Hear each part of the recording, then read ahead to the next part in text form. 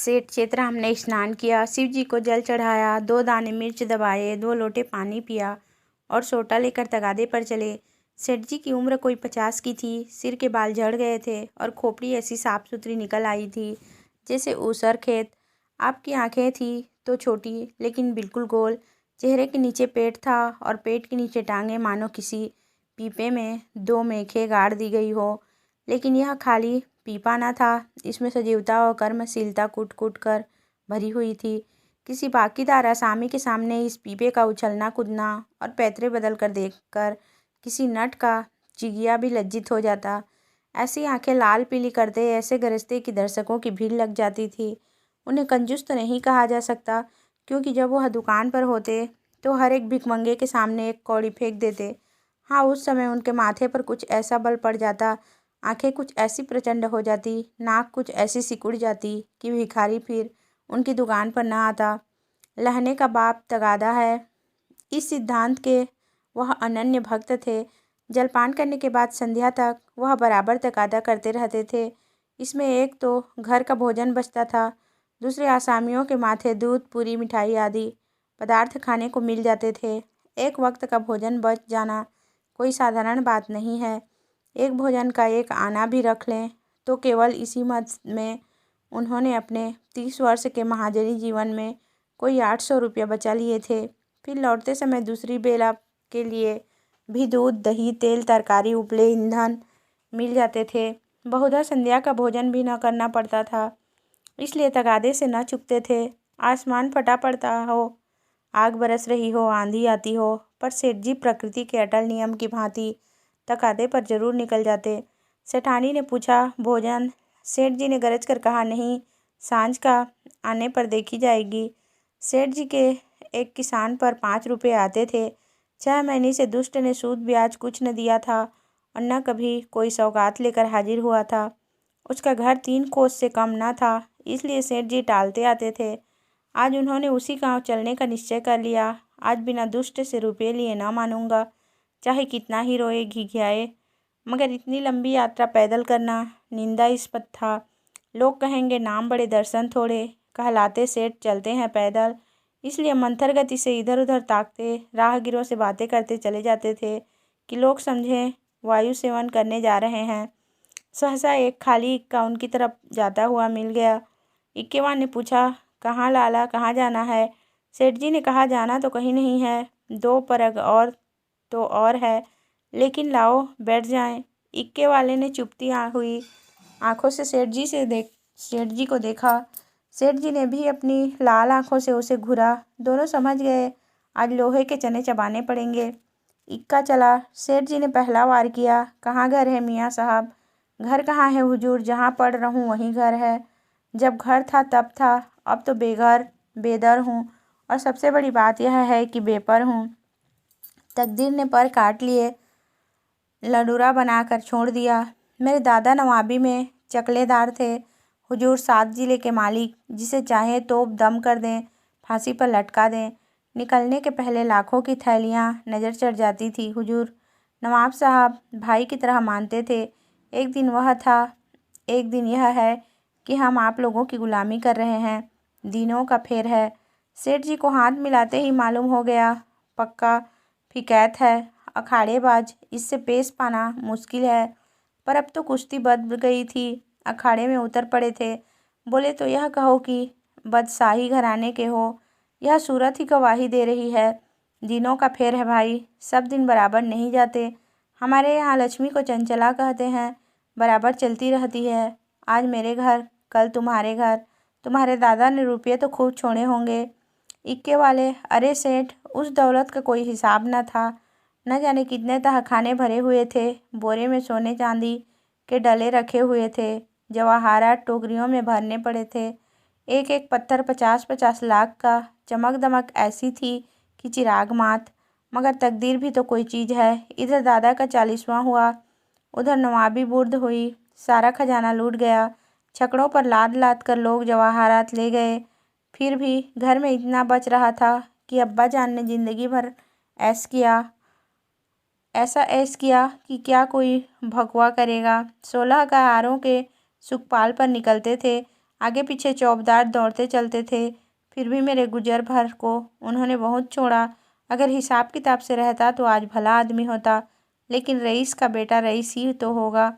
एक बोतल चढ़ाकर बिस्तर से उठता था, रात रात भर मुजरे होते रहते थे। क्या जानता था एक दिन यह ठोकरें खानी पड़ेगी। सेठ, अल्लाह मियाँ का शुक्र करो कि भाई की ईमानदारी से अपने बाल बच्चे की परवरिश तो करते हो, नहीं तो हमारे तुम्हारे कितने ही भाई रात दिन कुकर्म करते रहते हैं, फिर भी दाने दाने को मोहताज रहते हैं। ईमान की सलामती चाहिए, नहीं दिन तो सभी के कट जाते हैं। दूध रोटी खाकर कटे तो क्या, सूखे चने चबाकर कटे तो क्या, बड़ी बात तो ईमान है। मुझे तो तुम्हारी सूरत देखते ही मालूम हो गया था कि नियत के साफ सच्चे आदमी हो। बेईमान की तो सूरत ही से फटकार बरसती है। इक्के वाला सेठ जी, आपने ठीक कहा कि ईमान सलामत रहे तो सब कुछ है। आप लोगों से 4 पैसे मिल जाते हैं, वही बाल बच्चों को खिला पिला कर पड़ा रहता हूँ। हुजूर और इक्के वालों को देखिए तो कोई किसी मर्ज में मुब्तला है, कोई किसी मर्ज में। मैंने तौबा बोला, ऐसा काम ही क्यों करें कि मुसीबत में फंसे। बड़ा कुनबा है हुजूर, माँ है, बच्चे हैं, कई बेवाएँ हैं और कमाई यही इक्का है, फिर भी अल्लाह मियाँ किसी तरह निभा जाते हैं। सेठ, वह बड़ा कारसाज है खां साहब, तुम्हारी कमाई में हमेशा बरकत होगी। इक्के वाला, आप लोगों की मेहरबानी चाहिए। सेठ, भगवान की मेहरबानी चाहिए, तुमसे खूब भेंट हो गई। मैं इक्के वालों से बहुत घबराता हूँ, लेकिन अब मालूम हुआ अच्छे बुरे सभी जगह होते हैं। तुम्हारे जैसा सच्चा दीनदार आदमी मैंने नहीं देखा। कैसी साफ तबीयत पाई है तुमने कि वाह। सेठ जी की ये लच्छेदार बातें सुनकर इक्के वाला समझ गया कि यह महाशय परले सिरे के बैठकबाज हैं। यह सिर्फ मेरी तारीफ करके मुझे चकमा दिया चाहते हैं। अब और किसी पहलू से अपना मतलब निकालना चाहिए। इनकी दया से तो कुछ ले मरना मुश्किल है, शायद इनसे भय से कुछ ले लूँ मरूँ। बोला, मगर लाला, यह न समझिए कि मैं जितना सीधा और नेक नज़र आता हूँ उतना सीधा और नेक हूँ भी। नेकों के साथ नेक हूँ, लेकिन बुरों के साथ पक्का बदमाश हूँ। यूँ कहिए आपकी जूतियाँ सीधी कर दूँ, लेकिन किराए के मामले में किसी के साथ रियायत नहीं करता। रियायत करूँ तो खाऊँ क्या। सेठ जी ने समझा था इक्के वाला को हत्थे पर चढ़ा लिया, अब यात्रा निर्विघ्न और निःशुल्क समाप्त हो जाएगी। लेकिन यह आलाप सुना तो कान खड़े हुए। बोले, भाई, रुपये पैसे के मामले में मैं भी किसी से रियायत नहीं करता, लेकिन कभी कभी जब यार दोस्तों का मामला आ पड़ता है तो झक मार कर दबना ही पड़ता है। तुम्हें भी कभी कभी बल खाना ही पड़ता होगा। दोस्तों से बेमुरौती तो नहीं की जाती। इक्के वाले ने रूखेपन से कहा, मैं किसी के साथ मुरुवत नहीं करता। मुरुवत का सबक तो उस्ताद ने पढ़ाया ही नहीं।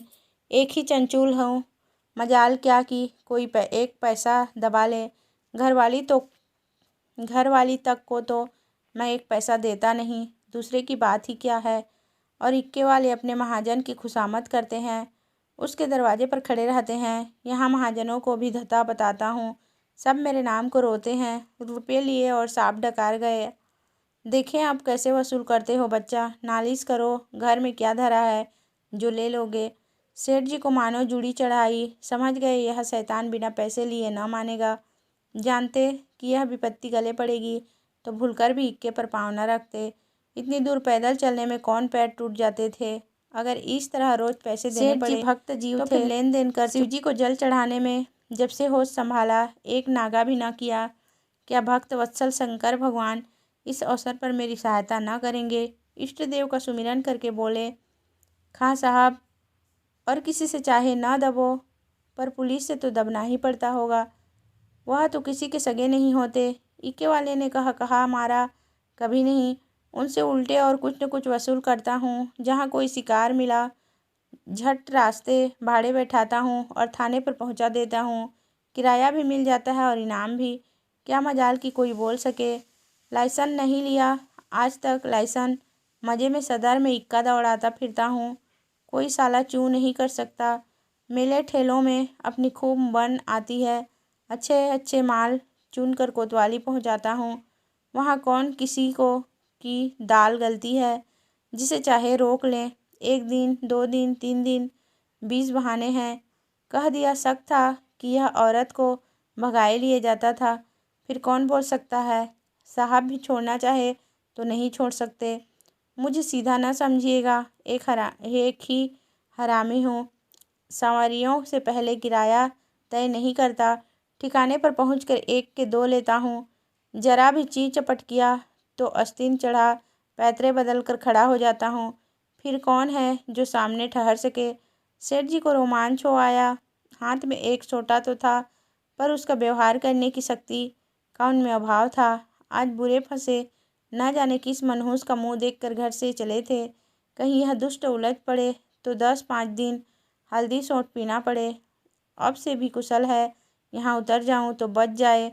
वहीं सही भीगी बिल्ली बनकर बोले, अच्छा अब रोक लो खान साहब, मेरा गांव आ गया। बोलो तुम्हें क्या दे दूं। इक्के वाले ने घोड़ी को एक चाबुक और लगाया और निर्दयता से बोला, मजूरी सोच लो भाई, तुमको न बैठाया होता तो 3 सवारियां बैठा लेता। तीनों 4-4 आने भी देते तो 12 आने हो जाते। तुम 8 ही आने दे दो। सेठ जी की बगिया बैठ गई।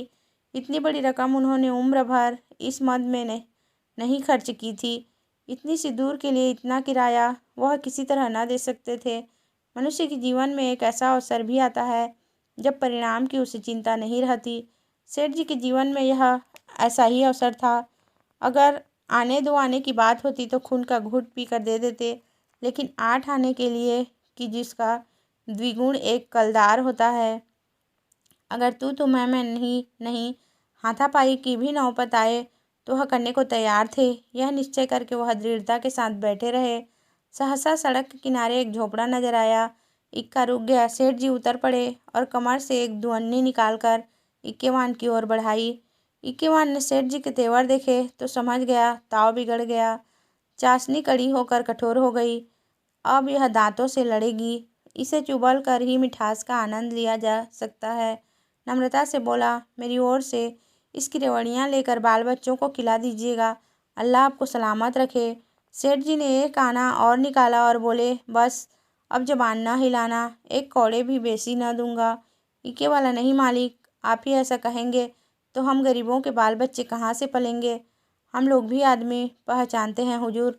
इतने में झोपड़ी में से एक स्त्री गुलाबी साड़ी पहने पान चबाती हुई निकल आई और बोली, आज बड़ी देर लगाई एकाएक सेठ जी को देखकर। अच्छा, आज लाला जी तुम्हारे इक्के पर थे, फिर आज तुम्हारा मिजाज काहे को मिलेगा।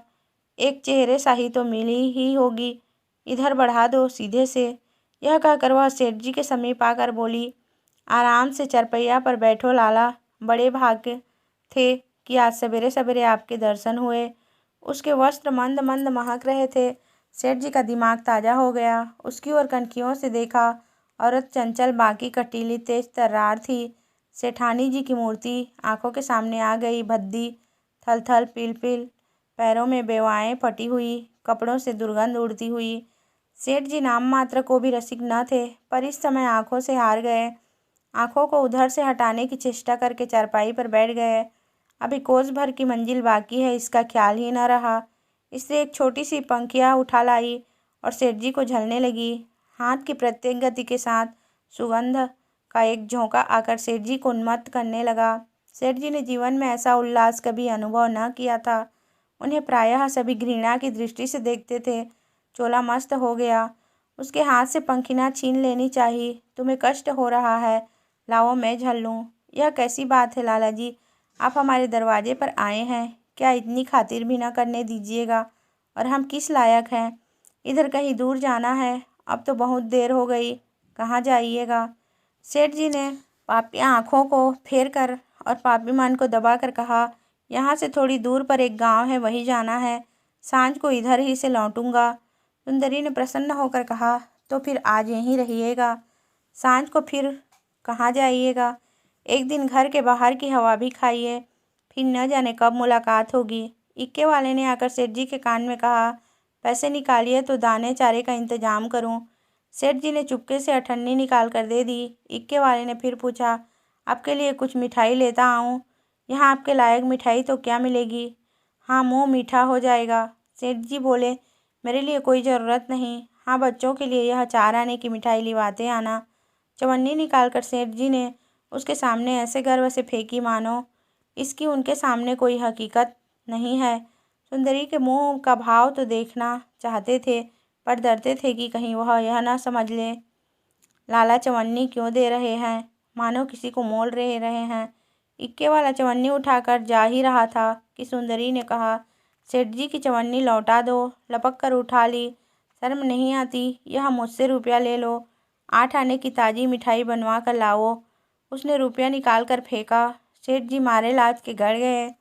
एक इक्केवान की भटियारिन जिसकी टके की भी औकात नहीं, इतनी खातिरदारी करे कि उनके लिए पूरा रुपया निकाल कर दे दे, यह भला वह कैसे सह सकते थे।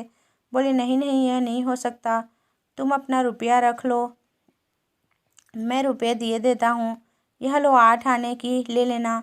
इक्केवान तो उधर मिठाई और दाना चारे की फिक्र में चला। इधर सुंदरी ने सेठ से कहा, वह तो अभी देर में आएगा लाला, तब तक पान तो खाओ। सेठ जी ने इधर उधर ताक कर कहा, यहाँ तो कोई तंबोली नहीं है। सुंदरी उनकी ओर कटाक्षपूर्ण नेत्रों से देखकर बोली, क्या मेरे लगाए पान तंबोली के पानों से भी खराब होंगे? सेठ जी ने लज्जित होकर कहा, नहीं नहीं, यह बात नहीं, तुम मुसलमान हो ना? सुंदरी ने आग्रह से कहा, खुदा की कसम, इसी बात पर मैं तुम्हें पान खिलाकर छोड़ूंगी। यह कहकर उसने पानदान से एक बीड़ा निकाला और सेठ जी की तरफ चली। सेठ जी ने 1 मिनट तक तो हाँ हाँ किया, फिर दोनों हाथ बढ़ाकर उसे हटाने की चेष्टा की। जब सुंदरी किसी तरह न मानी तो सेठ जी अपना धर्म लेकर बेतहाशा भागे। छोटा वही चारपाई पर रह गया। 20 कदम पर जाकर आप रुक गए और हाँफ कर बोले, देखो, इस तरह किसी का धर्म नहीं लिया जाता। हम लोग तुम्हारा छुआ पानी पी लें तो धर्म भ्रष्ट हो जाए। सुंदरी ने फिर दौड़ाया। सेठ जी फिर भागे। इधर 50 वर्ष से उन्हें इस तरह भागने का अवसर न पड़ा था। धोती खिसक कर गिरने लगी, मगर इतना अवकाश न था कि धोती बांध ले। बेचारे धर्म को कंधों पर रखे दौड़े चले जाते थे। न मालूम कब कमर से रुपयों का बटुआ खिसक पड़ा। जब 50 कदम फिर रुके तो धोती ऊपर उठाई तो बटुआ नदारद। पीछे फिर कर देखा, सुंदरी हाथ में बटुआ लिए उन्हें दिखा रही थी और इशारे से बुला रही थी, मगर सेठ जी को धर्म रुपये से कहीं प्यारा था। 2-4 कदम चले, फिर रुक गए। एकाएक धर्म बुद्धि ने डांट बताई, थोड़े रुपये के लिए धर्म छोड़ देते हो? रुपये बहुत मिलेंगे, धर्म कहाँ मिलेगा? यह सोचते हुए अपनी राह चले, जैसे कोई कुत्ता झगड़ालू कुत्तों के बीच से आहत दुम दबाए भागा जाता हो और बार बार पीछे फिर कर देख लेता हो कि कहीं वे दुष्ट आ तो नहीं रहे हैं।